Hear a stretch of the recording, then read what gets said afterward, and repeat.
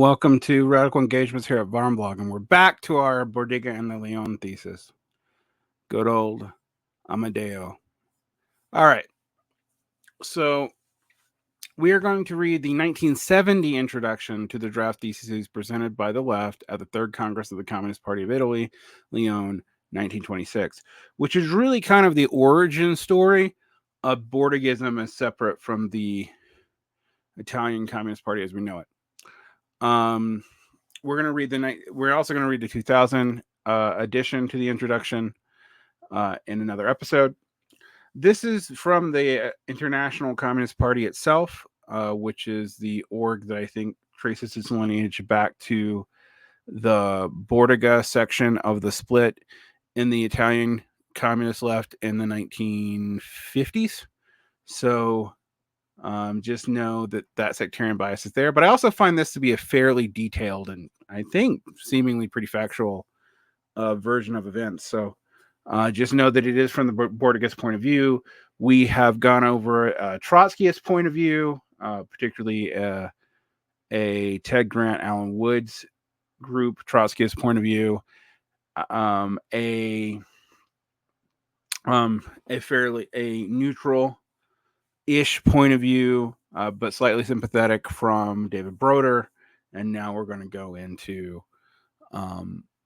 the ICP's introduction.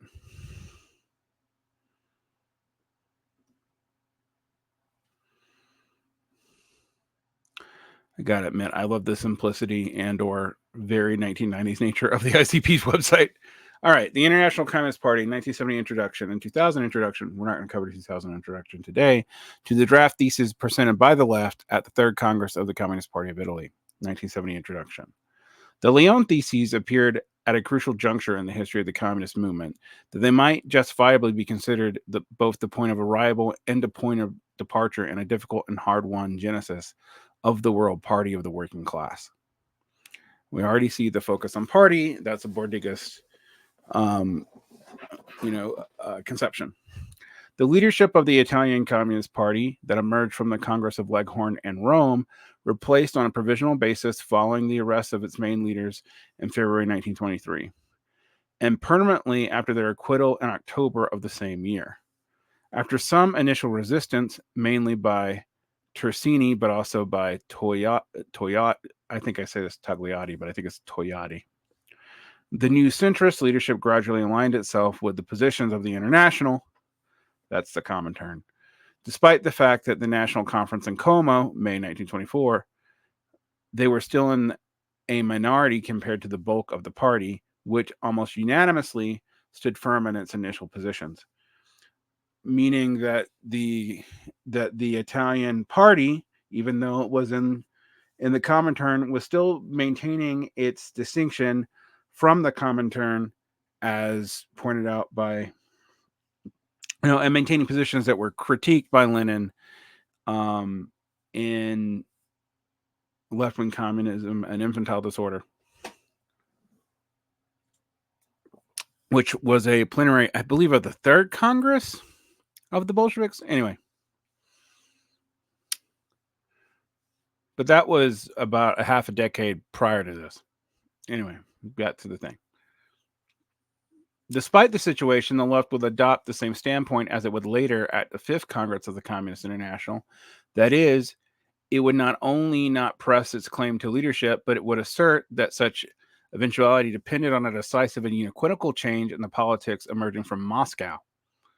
Thus, in the draft theses presented by the left at the above-mentioned conference at Como were read, quote, if the leadership of the party and the International remains opposed to what we have outlined here, and if it remains as indeterminate and imprecise as has been up to now, the duty opposed upon the Italian left will become one of criticism and verification, with a calm but firm rejection of the artificial solutions arrived at by means of lists of executive committees and various concessions and compromises, these being, for the most part, demagogic quotes for the most vaunted and abused word, unity. And so the rhetoric was pretty high. In the same vein, Bordiga not only turned down the offer of the vice presidency of the International at the Fifth Congress, which is interesting to think about considering how Togliatti would write him out of the history of the party altogether, and then he was almost a vice president of the International, despite the fact he would stand up to Stalin later. But he also refused to take any part in the leadership of the Italian Communist Party. Yep. Meanwhile, the Italian leadership oriented itself more and more in the direction wished for by Moscow, a process defended by the right wing of Tasca Grazadei current. All right, now we need to think about who Tasca is. So let's go into that just a little bit.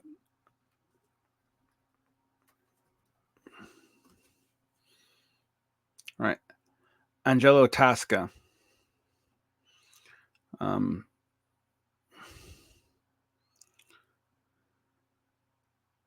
Was a right oppositionist and a supporter of Nikolai Bukharin, although he was expelled from the party in 1929 for his opposition to Stalinism.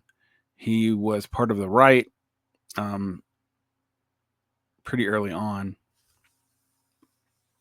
He took refuge in France in 1926, gained citizenship in France in 1936, and joined the French section of the Workers' International in 1934, as he wrote for the newspaper La Populaire. He also joined the Italian party in exile and supported the POUM during the Spanish Civil War.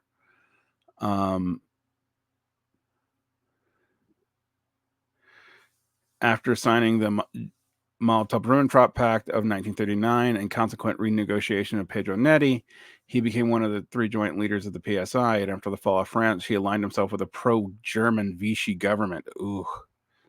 Yeah, so Tasca's kind of the worst elements of the right opposition in a lot of ways.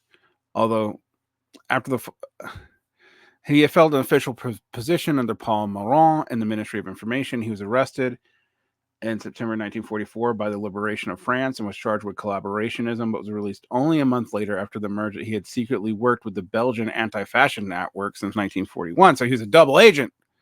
All right, interesting. After the war, Tasca worked for various newspapers, was a consultant for NATO, and maintained an anti-communist, anti-Stalinist position during this Cold War, so very associated with the right. In 1960, he died in Paris.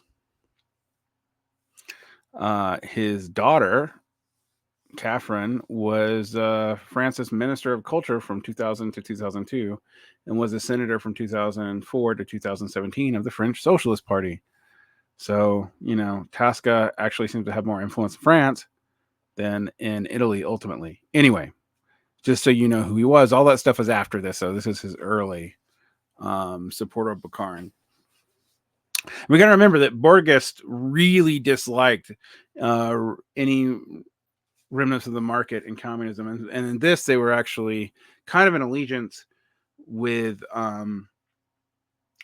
Trotsky, but they assumed Trotsky was too stagist and allowed for too much bourgeois culture in, quote, socialism, even though he didn't see socialism as really separate, as a separate stage from communism, but kind of the beginnings that would lead to the ability through time accounting for a true communist and eventually stateless society as overseen by the party. Yeah. All right.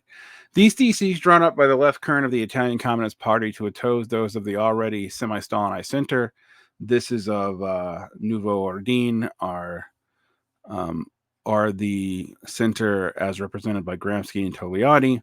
But notice they say semi-Stalinized. It's hard to say that they were Stalinized in 1926.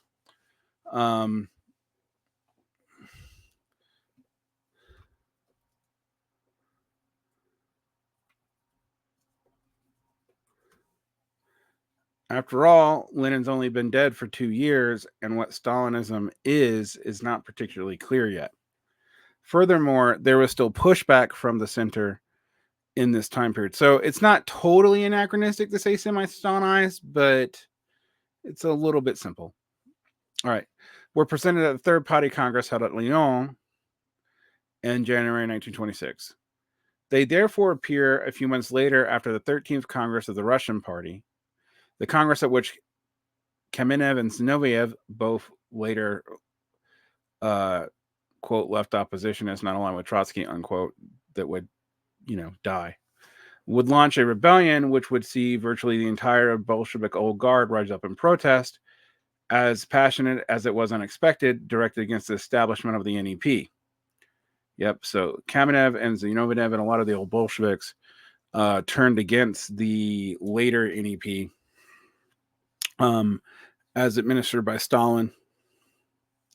The peasants enrich yourself slogan of Bukharin and the Red Professors, and against the stifling regime installed by Stalin within the party. So they were responding both to Bukharin, market socialism, which I will defend to some degree as something necessary to keep the peasants on board, because you had not yet had a full bourgeoisification of Russian society according to communist norms. So, and because of that, keeping the peasants invested was kind of important. And against the stifling regime installed by Stalin within the party. These theses would appear scarcely a month before the sixth and large executive of the Communist International, which would turn big guns of the bureaucratic oratory on the one international force, the Italian left to be precise, which stood up and denounced the profound crisis in the Comintern, and thereby paved the way for the latter stigmatization of the Russian opposition in November and December. So at this point, left communists and the quote Russian opposition and the left opposition are still kind of linked together. After all, Bordiga actually defended Trotsky in an oratory, which I might cover one day. Now, there's issues between Bordigas and Trotskyists. There's reasons why they never fused. And there's also more here about what was going on with the left opposition within the Soviet Union, most of whom would eventually be purged. The international communist movement had reached a fatal crossroads. At the 14th Congress of the Russian Party, Kamenev, Zinoviev, and Krupskaya became aware that they were involved in a struggle inside the Russian state and were speaking on behalf of one set of social and material forces against another, forces which were 1,000 times more powerful than the particular individuals that took turns at the rostrum. For hadn't they themselves, until very immediately before, been co-responsible with the rest of the leadership for the collective policies? I mean, I do think it's interesting that the International Communist Party isn't really mentioning the Trotskyist here, but who, had left way before this, but nonetheless. And also, we tend to see the Russian left opposition only in terms of Trotsky, because that becomes the voice of the left opposition abroad until the second revisionist crisis after the death of Stalin in 1952, in which case there's multiple lefts often opposed to each other. And left communists are well out of the game doing their own thing by that point, and no longer really have the same pull on history. Anyway, back to the text. We've only got a couple paragraphs in, but you can already see that this goes into much more detail, although it does also elide a few things, which is something that we have to deal with any of these texts. What are they eliding and why? In this context, the Italian left knew that the body of the theses it was drawing up, which is, as usual, overstepped the narrow confines of the Italian question and examined the entire global field of communist tactics, expressed a historic trajectory, which within the space of a few months would manifest itself in China, and due to a rare and for many unique convergences of objective circumstances, England. In other words, both within the semi-colonial country and within the epitome of the imperialist metropolis, which, before World War II is going to be Britain, not the U.S. The year of the supreme test was 1926. In the final analysis, the outcome of the titanic struggles fought by the Chinese workers and peasants and the British proletariat would determine the destiny of both the Soviet Russia and the Communist International. Then in 1926, the Russian opposition would sense the terrible urgency of the unraveling the tangled knots building up in the tooth comb of history, and Trotsky and Zinoviev would smooth over past differences in order to form a desperate coalition against the looming peril of the counter-revolutionary forces. Trotsky in particular would put up a remarkable fight. See, this is what, now we get to Trotsky. Let's say the International Communist Party tends to speak highly of Trotsky and not highly of Trotskyists. It's funny. That's true of a lot of people. That's also true of neo-Kauts, who otherwise don't agree with with Bordiga so much anything except for maybe the primacy of the party, and only maybe then. All right.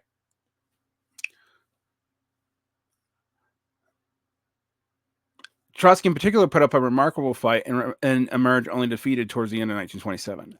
We have to remind ourselves, though, that Zinoviev in particular is kind of ironic here. I mean, Kamenev's kind of an impressive figure to me, but Zinoviev's actually a person who pulled a lot of the tactical stunts that marginalized both the left communists and the left opposition and broke up other groups. Like, he really played different groups in the U.S. against each other before the establishment of the CPUSA. Zinoviev pulled a lot of fucking stunts, and that would become a real problem. Another irony here is that some of the positions actually maintained by the Borgists are going to be maintained kind of poorly in third periodism, and we might talk about that a little bit later after the liquidation parts of the NEP later on.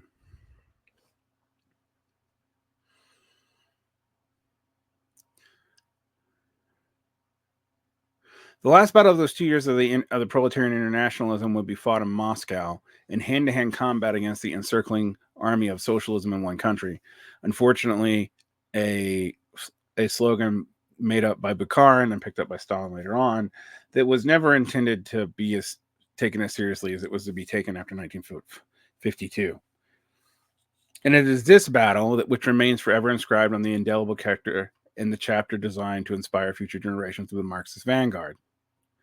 The Russian opposition, however, didn't manage to bequeath a general balance sheet of this course of historical developments, which in fact got underway long before 1926, nor did they see it as an extreme debacle of that year as the product of earlier events. It could easily denounce evil, but could not root it out. Yeah, they got rooted out themselves, unfortunately. This it could not do because the opposition itself had been co-responsible, even in the case of Trotsky. And the sponsor for this very course, and Lenin and Bukharin were able to continually nail the opposition to the cross of co-responsibility with their mean-minded politics, well aware that their great antagonist was caught prisoners in a web of which both sides helped to weave. I'm going to say that Bukharin was not nearly as brutal-minded as Stalin as all this.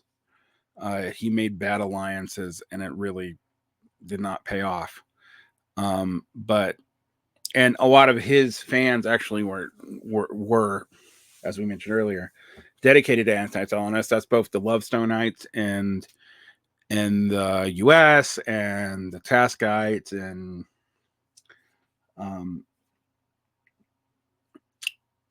in Italy, etc. So I do think linking Stalin and Bukharin together as one unit is something Trotsky also did. In fact, Trotsky thought Bukharin was more dangerous than Stalin. That was a grave misunderstanding. All right. The same cannot be said of the Italian left, even if the weak in international stakes, aka it was actually a majority party within Italy. It was only the Popular Front later on and the consolidation and reconstituted Italian Communist Party that really made the left more marginalized over time. They were, while the center was maneuvering, actually the more democratically popular, ironically, given that they're kind of opposed to democracy. All right. It was the only section of the International that grasped this situation correctly. I mean, all the other sections had been kicked out by this point. So, yeah, sure. I mean, I think the Council Communists also grasped the situation correctly, but they were already gone. So, after years of sounding the alarm about the objective consequences of the tactical eclecticism of the Comintern, the Comintern was all over the place. One of the reasons why people actually were paranoid about the Comintern is you couldn't predict communist politics very well between 1927 and 1952. It was all over the place. Henceforth, imposed by a welter of organizational restrictions, ideological terror, and pressure from state power. Only the left had the capacity, rather than the right, to draw the global lessons from the last 5 years. Indeed, all the pre-Congress discussions in Italy had hinged on these issues back in 1925. Thus, the left would recognize in a fait accompli a situation that it had already predicted. At the sixth and largest, well, I say that, but I would think they would oppose the Comintern more if it was that obvious that it was a fait accompli, because Bordiga was loyal to the Comintern by the fact that he thought party discipline was super important. Anyway, at the sixth and large executive of the Communist International, the Italian left took the lone stance against the West, with Zinoviev as the main antagonist. It was the left who alone requested the Russian question as the question of socialism in one country and its officious disciplinary regime that which had been imposed by Stalin on every party in the Comintern. I mean, yeah, they would. Certain people who went to the Comintern would never leave. In fact, that was a big thing that turned a lot of people right wing, and I can go into that another day. Should be placed on the agenda of emergency international conference. The upshot of this request, had it been granted, would have been that monopoly on discussions and decisions regarding Russia would have been removed from the Bolshevik Party, meaning everybody in the Comintern could talk about it because they all had stakes in international communism, of which Russia was just a part. But since Russia had had the successful revolution, they claimed preeminence, but that increasingly made the Comintern and later the Common Forum the mechanism of Russian state policy. The request was revolved to the Presidium, who decided to postpone any debate until the highly orchestrated and large executive held in November-December, at which it was consigned to the archives. The next Congress of the International would eventually take place 2 years later, by which time the remaining revolutionary opposition was in ruins, and the left's request wouldn't even get a passing mention. But the left did not see the Russian question as an isolated issue. By offering an international movement a body of theses as a platform in which to build an organic and complete solution to the tactical problem, we see organic as a key word for Bordigism. Set within the framework of a vision, just as organic and complete in terms of its programmatic postulates, we see the beginnings of the invariant program. The left would already be treating the vital Russian question not just one link within a chain of life and depth questions for the international, and in doing so, the left was hoping to lay the basis for the international to return to its initial position on firmer foundation than ever before. During the meeting of the seventh and large executive, Trotsky would have been 1,001 reasons for stating that the Bolshevik Party, if it ever stated everything in the world revolution, could remain firmly entrenched in power for not 1 but 50 years. But would such a stupendous gambit be possible without, as the left put it, inverting the pyramid, which consisted of the Comintern balancing unsteady on top of the crisis-ridden Russian party? Would such a gambit pay off without first totally overhauling from top to bottom the Comintern's internal regime, and without, most importantly, ruthlessly reevaluating the tactics whose many unpredictable and unexpected twists and turns have been the cause of so many disasters? I mean, it does seem like from 1925 on, the Comintern is flailing. It does good work in certain countries. I mean, the Comintern work in the United States is actually kind of heroic, but not in others. So, I mean, see also the K payday versus the US payday versus the KA payday, etc. in Germany, which ends up a real fucking mess.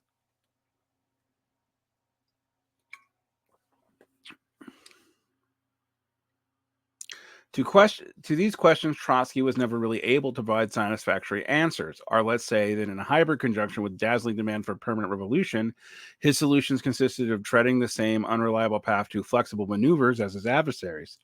And we see this, I think, in the way Trotskyism fractured as soon as he was dead, because all of the weird twists and turns of Trotskyism later on, from its most conservative to its most radical movements, is based in things that Trotsky said. So he was just as ideologically flexible. I'm not always sure that's a bad thing. I just think that the ICP here are correct. Like, I just, not necessarily, I may not agree with them on the implications of their correctness. I just think it's factually true. We emphasize that we weren't trying to defend democracy. Of course you're not. You're Bordigist. You never do that. When we urged that the pyramid should be inverted, this is something that I misunderstood when I first got into Bordigism. I thought that they were actually defending like an international democracy within the Comintern. They were not. But rather than contrasting the vile decentralization of the national ways to the necessary of centralization, And again, this is something that I think the over-focus on centralization just actually belies a bad understanding of physics and of systems. Centralization is necessary, but too much centralization breeds brittleness, and that brittleness falls apart. And that's part of the problem that led to the Bolshevik problem in the first place. However, I will give this: Bordiga would never ban factions with the party as long as the party stays centralized. And that's an interesting thing to think about. We demanded a transposition onto the international scale of our vision of organic centralism. See, always emphasis on organic as opposed to democratic. Now, I've read this in the past as technocratically oriented, and that's why I'm going back through this. I'm still trying to see if I was fair in that understanding of what Bordiga thought the brain of the proletariat was, which is an organically centralist party. This contention sees the summit linked to the base of the pyramid by one single and uninterrupted thread of doctrine and program. You can at least give the Bordigas one thing. They think the program is actually the master signifier, not, say, the head of the party, not the general secretary, from which it both receives and synthesizes the impulses or else collapses. That's what makes it organic, I guess. It is simply pointless to say that the West was unable to provide the Bolshevik Russia and the Comintern with the vital oxygen it needed in ever-increasing quantities, because at the time it was too busy laying the basis for an all-powerful, all-pervading democratism. Yeah, we have to remember Bolsheviks, the ICP hates democracy a whole lot. Because they associate democracy with bourgeois order, and we'll get to that when I cover the Pannekoek-Bordiga debates. What the left was defending was a principle valid always and everywhere, even if not of immediate realization for contingent reasons. The principle that is conceived of the international as culminating into one single party of the revolutionary proletariat, with the national section still in existence if deemed necessary. The last and final step would be the victorious proletarian state, which would be the most vulnerable of all due to the isolated nature of its victory, especially in an economically backwards country like Russia. Therefore, the coercive power of the state should, and indeed must, never be used, as forcibly as established by the left and the Sixth and Large Executive, to resolve disciplinary questions within the international, other than the party at the head of the class dictatorship, aka don't kill your own people, motherfuckers. I mean, that is what's implied in that. And I actually kind of admire that about Bordiga a little bit. And Bordigism. The solutions to these problems we find instead in the section of the Lyon thesis devoted to the general question and the related section on the international questions is because they really do represent a general solution. They have to be either accepted or rejected as a whole. There is no middle path. I've heard that before.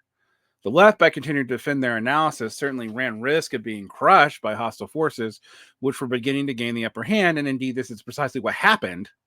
Yes, it is, and that's a problem. But it is equally certain that with their analysis laid only at the basis of which regroupment of forces was possible, except that that's never really happened. The communist left has never been regrouped in a massive and meaningful way. I mean, even the conferences in the 1970s, when this was sort of a reoccurring thing with people falling out of Trotskyism and falling out of the various Comintern descended, common form aligned Marxist-Leninist communist parties, which were often tailing to the right of even the socialist parties at that point, that there was a real problem, and the communist left could not reconstitute itself. In fact, the first thing it did in response to that was to split in Italy. Now there's not as many left communist splits as there are, say, Trotskyist or Maoist splits, for a variety of reasons, one of which is the programmatism of even dementist Italian left communists that is Damon, all right, is does block against too many splits, but there were a lot of splits in the left communist movement.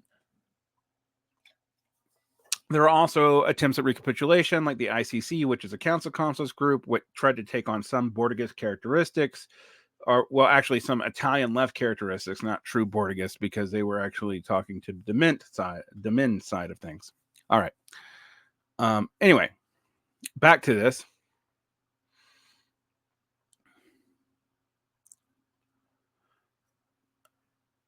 The left, by continuing to defend their analysis rather than risk being caught, and indeed that's what happened. But equally certain that their analysis is the only way for a regroupment is possible, and only on the basis of a global rather than a partial settlement of the tactical and programmatic questions within the international resurgence of the proletarian revolution and its party. You always notice Borges really put emphasis on party, become a real possibility. The Lyon theses are therefore not only a point of departure for both the present and the future, but they also sum up the history of a stormy years between 1919 and 1926, between when the Italian Communist Party was formed and when the left pretty much got the boot.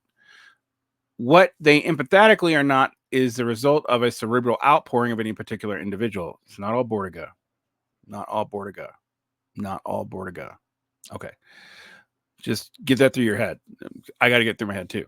They constitute the dynamic balance sheet of real forces which struggled in the arena of class struggle during the period in which revolutionary battles of the entire century were compressed.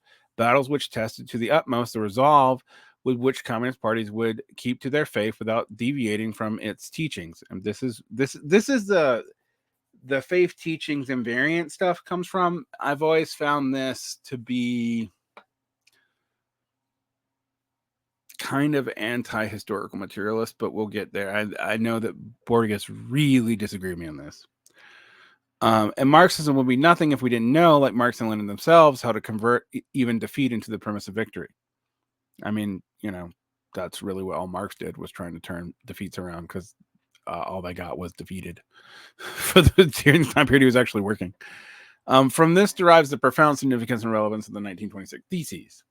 It is therefore important to clarify how many threads which run through the left's long battle, fought inside the International and converged and are resolved in the Lyon theses, and how we can even use these to retrace our steps back to 1920 and to uncover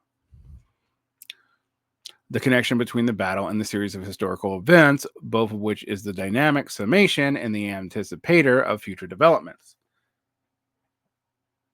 As the first two volumes of our Storia della Sinistra prove, I have not read that, and I don't know what that is.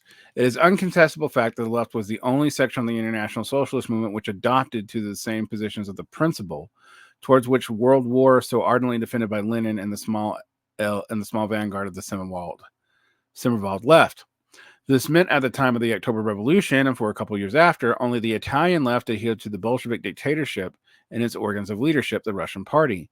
Its support also was a lot deeper and more principled than the formalistic adhesion inspired by casual enthusiasm, which followed the sudden conversion of the majority of the French Socialist Party, or the sudden rapprochement of the international centrism, which, even if we credit their leaders with sincerity, the most generous hypothesis, was demagogic and confused. Now, we've talked, go back and watch the other episodes for probably the specific things that led up to this. I think Broder's piece really covers this pretty well. Furthermore, it was only a section to assert by the end of 1918 onward, the irrevocable rupture was needed not only with the socialist right, so they were on board with the 21 points, which, kicked out the socialist right. And basically also, like, Bordiga would have had no problem with third periodism. And for those of you who don't know, third periodism is a period in which we rejected the socialists as social fascist and would only do United Front from below, so you could work with non-communist labor unions, but you could not work with non-communist parties, even if they were ostensibly socialist or Marxist.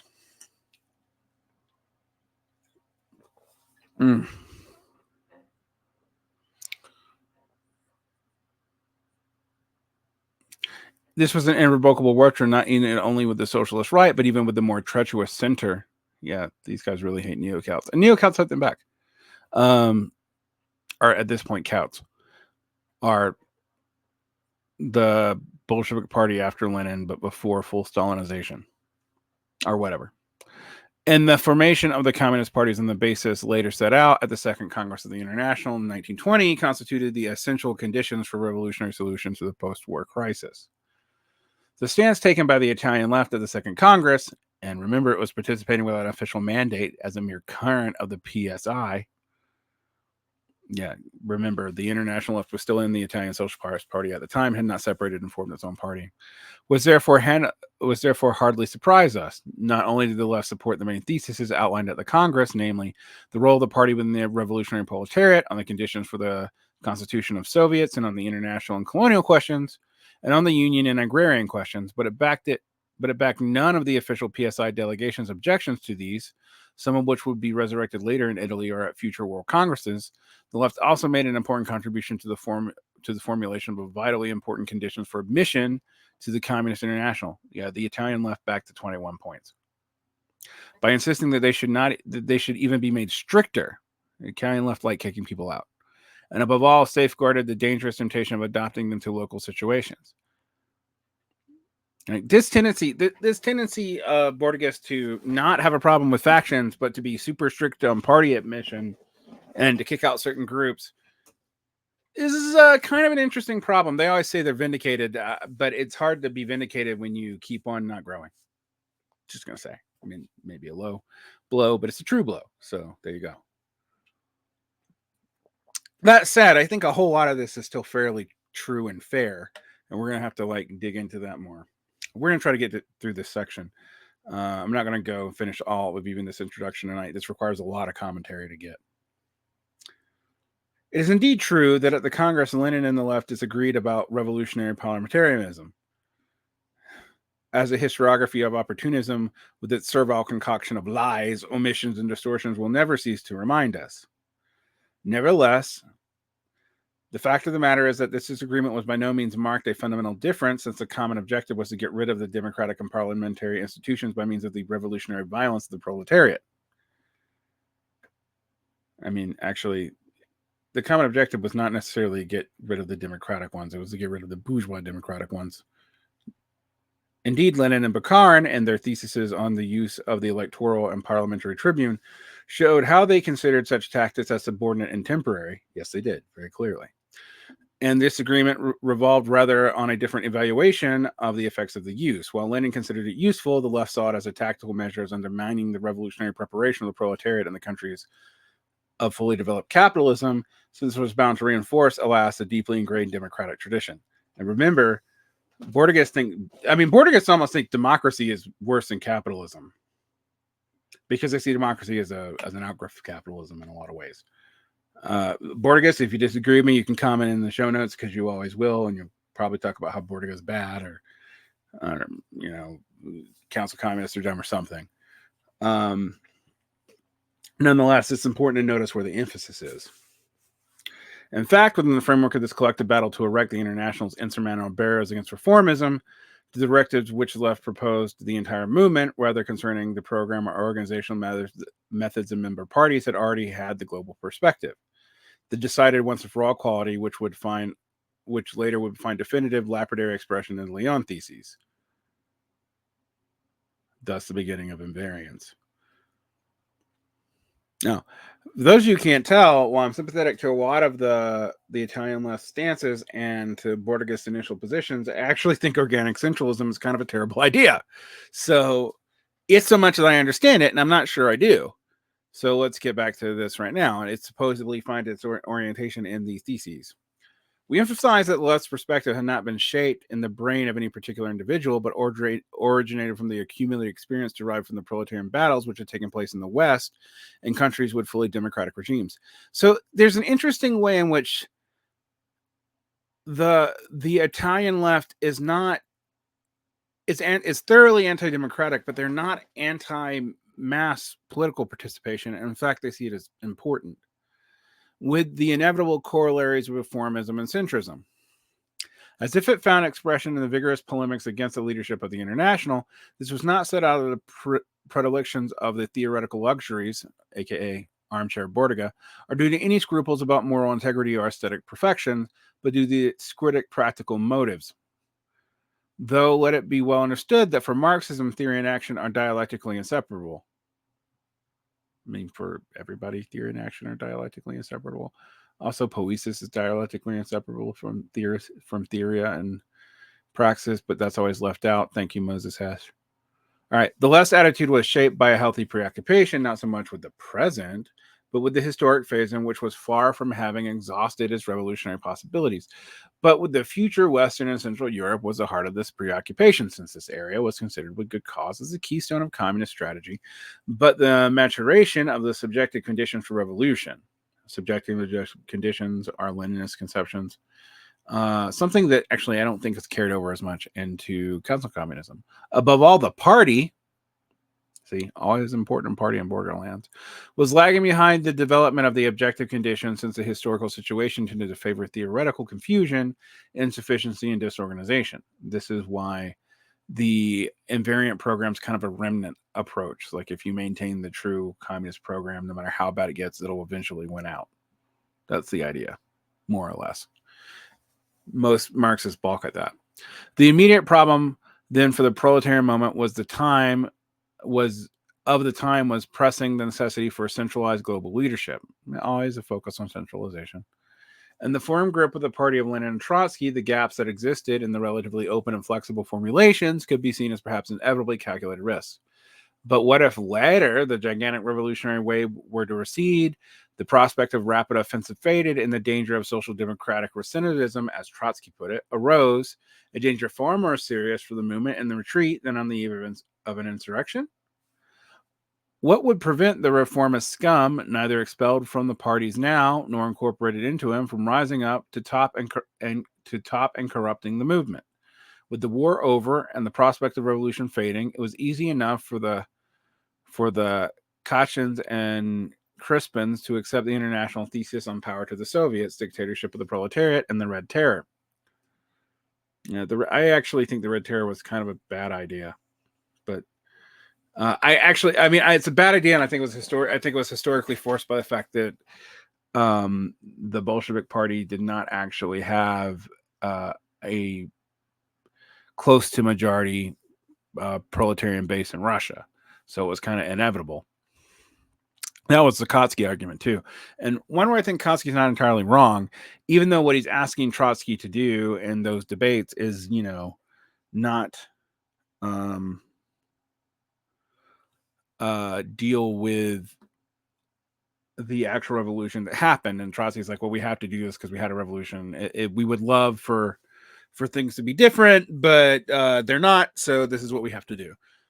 So that concession to reality framework is something in Trotsky too, etc. All right. And accept them with ease and impromptu haste, as they had previously embraced the cause of national defense and imperialist war 6 years before. Baron on the Kautsky Act. But surely, once the objective pressures which had produced the unconscious reaction on their own part were no longer there, the fissure separating from the genuine communists would widen once again to a chasm. And even in the international, leaving aside the external pressures that waited on the result of its inauspicious circumstances, i.e. the failure of the German Revolution in 1919, to be protected from what the Lyon thesis calls the repercussions of the means of action that have on a party the dialectical play of cause and effect. There's an unbroken thread, then, which runs between 1920 and 1926, and this explains how the Lyon thesis were able to take up contemporary issues, draw lessons from them, and place them within the definitive framework in such a way that they are still relevant to the new generations charged with the real balance sheet of their practical realization. Although I don't know why that battle is so clarifying, like that you can draw an entire invariant program forever from it. I've never understood that logic, and I still don't. This has not convinced me. The links in our dialectical chain then were already forged. Doctrine, program, system, and tactical norms must form a united whole. Yes, I agree. Be known to all and binding on all. And the organization must be homogeneous, disciplined, and efficient. The homogeneous part is always a bad idea. There's no organization on the fucking planet that is homogeneous. That is a delusion. Sorry, Bordigist.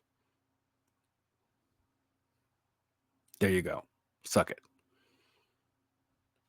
And this is my big problem with the Bordigists, because I'm with them until they're like, homogeneity is what we need. Oh, yeah, great. Fucking great.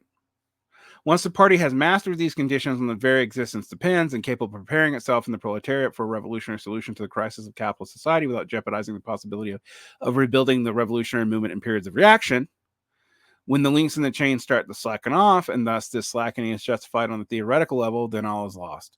Both the possibility of victory in mounting revolutionary situations and the possibility of resurgence in the periods of reaction, the party is then destroyed, for it can be the organ of revolution insofar that it has anticipated, thanks to the consistent theory and practice, quote, shows how certain processes will turn out when certain conditions have been realized. Lenin on the Path of Revolution, 1924.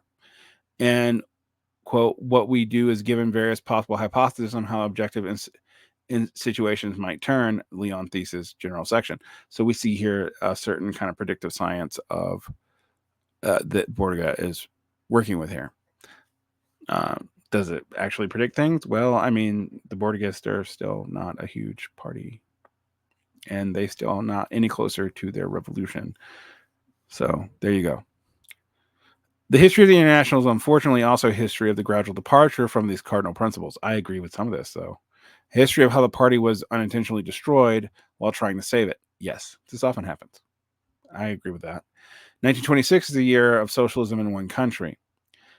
See, I always say that you can tell where someone thinks something went wrong. And for the Bordigists, it's probably 1920. It's definitely 1926. I actually think the problem is somewhere between 1919 and 1921.